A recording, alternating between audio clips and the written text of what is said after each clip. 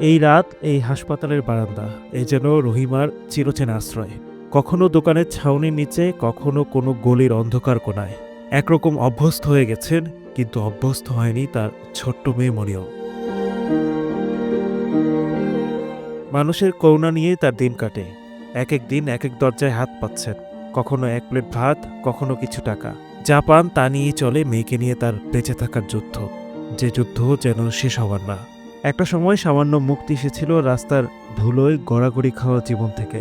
পেয়েছিলেন সরকারি আশ্রয়ন প্রকল্পের ঘর, কিন্তু নারী হয়ে একা থাকার শাস্তি যেন পিছুই ছাড়ল না। রাতে কেউ দরজায় ধাক্কা দিত, কেউ আপত্তিকর মন্তব্য ছুড়ে দিত। কান্না চেপে মেয়েকে কোলে তুলে ফিরে আসেন আশ্রয়হীন জীবনের চেনা পথে। কিছুদিন পর দেখেন তার পাওয়া ঘরেই তালা ভেঙে অন্য কেউ বসবাস করছে। বলছিলাম মাগুরার মোহাম্মদপুর উপজেলা সদরের রহিমা বেগমের কথা।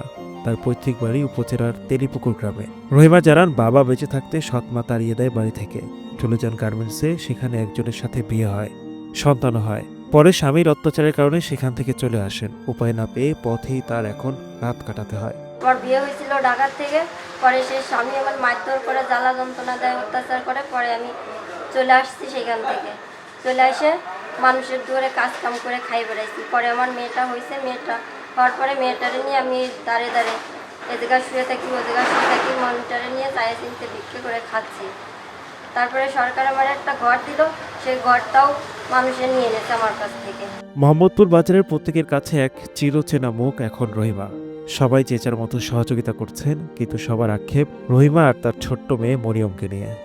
ওই মহিলারা এক বাচ্চা নিয়ে রাস্তাঘাটে ঘুমায়, চলাফেরা করে, দিনভরে ভিক্ষা টিক্ষা করে, সময়ে খাতি পারে, সময় খাতি পারে না, চায় চিনতে অবহেলায় মানুষের দ্বারা দ্বারা যায়, কেউ দেয় না, বিভিন্ন কষ্টের মধ্যে চলে। দিনকাল তো ভালো নেই। বাচ্চাটা নিয়ে এই মহিলাটা রাস্তাঘাটে জ্যানসানি শুয়ে পড়ে। এই মাগুরা একটা ঝামেলা চলছে, মেয়েটা ধর্ষণ করে তার মারা গেছে।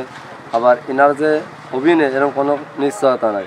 এই কারণে আপনারা এনারটা নিরাপত্তার ব্যবস্থা করে দেন। একজন নারী, একজন মা, সে কি একটু আশ্রয় পাওয়ার অধিকার রাখে না? রহিমার এই দুর্দশার অবসান হবে কি?